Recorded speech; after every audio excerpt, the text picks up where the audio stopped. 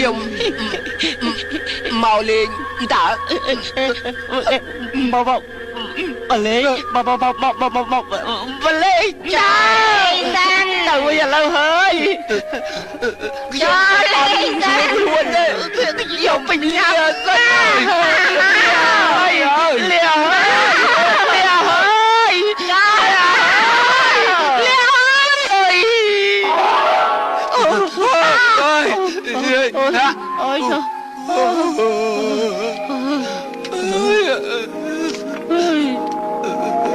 លោកតាខ្ញុំមកលេងទេខ្ញុំអត់មកធ្វើអីទេសោះតែមកលេងតាខ្ញុំមកលេងណាចូលណាចាំតែចូលទេតាអូ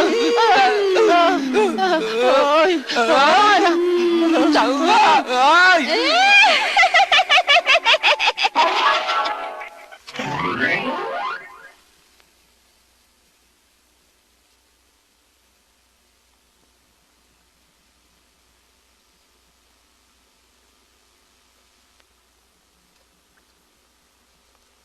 បង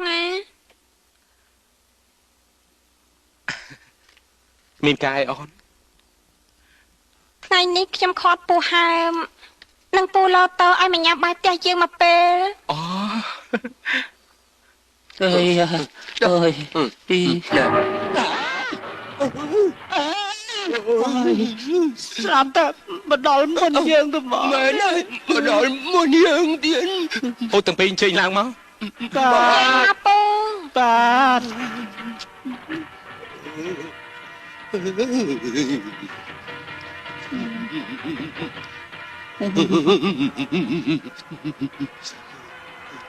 ពូទាំងពីរ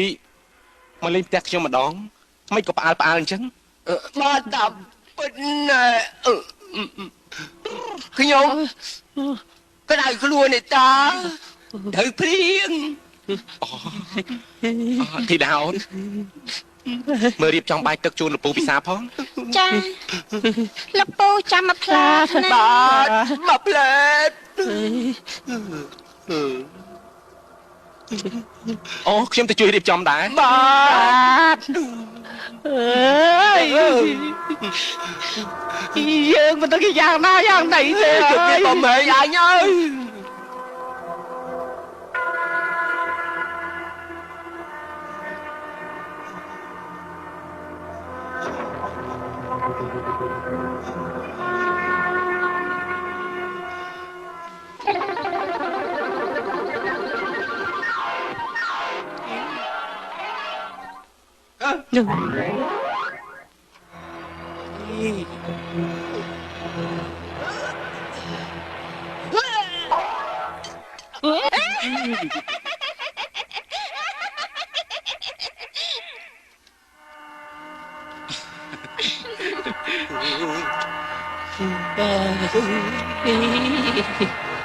เลี้ยงไหนตัวปู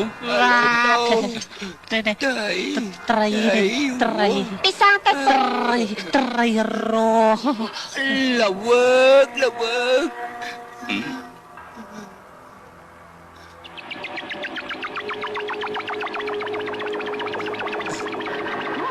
ไตรอังที่ปูมีนไตรโรยนะmấy cháu lâu anh trai ní xâm rạp lục bù hai bù sao đó đừng ó cha bị sao tới bù bị sao tới alo tớ anh từ môn ơi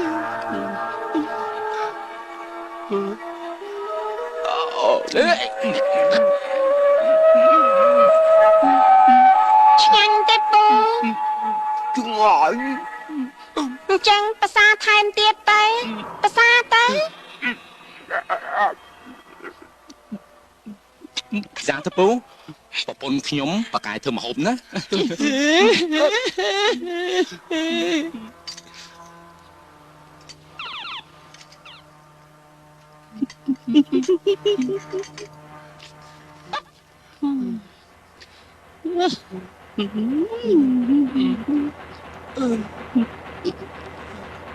ពិសាទៅពូ ពិសាតែពូ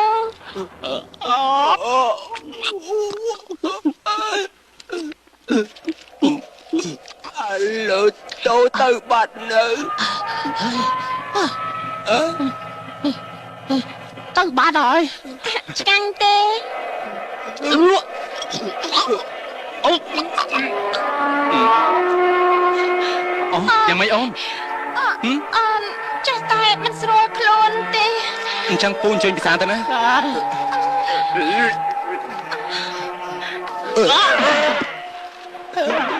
ឥឡូវតូ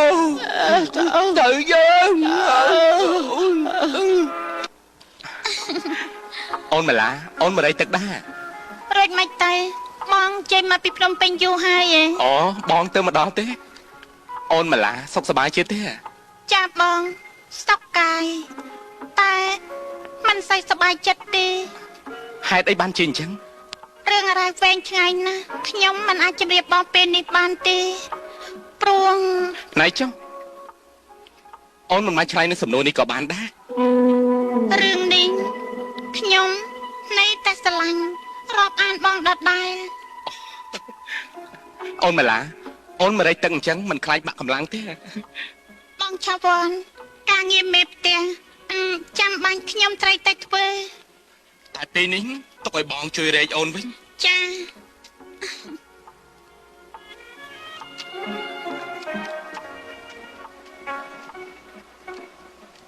ភ្នែកមួយរេនណាមួយឯងចេះតែមូលបកាច់គេឆោវ័ននឹងម៉ាឡាគេមានតាក់តងស្នេហាគ្នាណាការពិតគេសួរសុខទុក្ខគ្នាតើក្មួយឯងកុំចេះតែមូលបកាច់គេអញ្ចឹងវាមិនសមទេណាក្មួយនេះមកពីក្មួយឯងមានគំនិតអីមិនអស់ហើយយ៉ាងមើលទៅ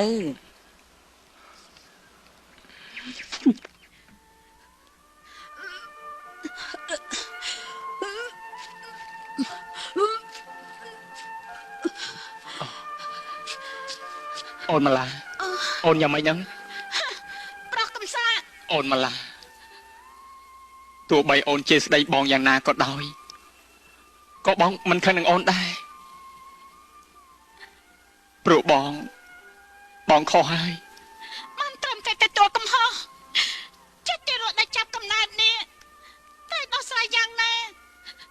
មានតែប្រើវិធីលេបថ្នាំទេទៅបាន ធ្វើនេះមិនបានន័យថាយើងបានសម្រាប់ជីវិតទីរត់ម្នាក់ទៅហើយឯង បើអូនមិនព្រមលេបថ្នាំនេះទេអូននឹងត្រូវញាតគេសើចពេបជ្រាយហើយកិត្តិយសឪពុករបស់អូនជាមេភូមិនោះតើខ្លាយទៅជាយ៉ាងណា មកខ្ញុំមិនព្រមលេបស្រាយតាមផ្លូវនោះទេខ្ញុំខ្មាស់គេជាលើកទី2ទៀតព្រោះប្រហែលឆ្នាំមុននេះ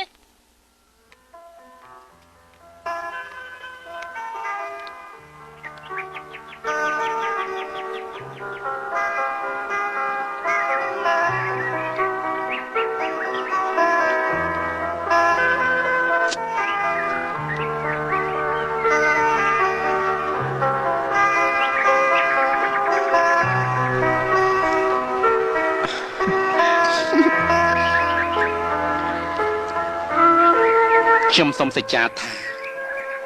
ក្នុងមួយជាតិនេះខ្ញុំស្រឡាញ់តែអូនម្លាម្នាក់គត់ប៉ុណ្ណោះ ខ្ញុំក៏សូមសច្ចាថាបេះដូងរបស់ខ្ញុំសូមបូជាជូនបងឆោប៉ុនតែមួយគត់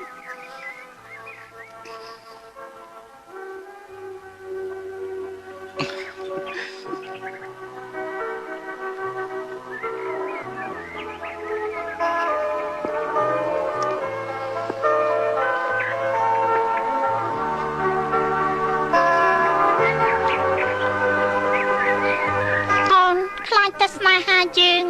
មិនបានសម្រេចដោយបំណងទេ ហេតុអីបានជាអូននិយាយបែបនេះ